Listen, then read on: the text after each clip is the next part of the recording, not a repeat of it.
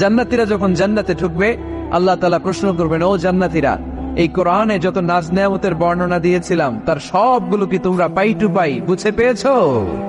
জান্নাতীরা বলবে পেয়েছি। হঠাৎ এক জান্নাতি হাত তুলে বলবে, আল্লাহ একটা জিনিস তো পাই নাই। সবাই বলে পাইছি, তুমি পাও নাই। কি পাও নাই? কয় আমনেরই তো পাই নাই। সুবহানাল্লাহ পড়বেন না? আপনাকেই তো পাই নাই। সব দেখলাম, সব খাইলাম, সব দেখলাম, কিন্তু আপনারা তো দেখলাম না। আল্লাহ তাআলা তখন বিশাল জান্নাতের এক কনফারেন্স রুমে সবাইকে বসিয়ে আল্লাহর দিদার মানুষকে দেখাবেন। আল্লাহ তাআলা তার গোপন সৌন্দর্যকে সেদিন জান্নাতীদের সামনে প্রকাশ করে দিবেন। আল্লাহর হাবিব বসবেন ওই কনফারেন্স রুমে সবার সামনে।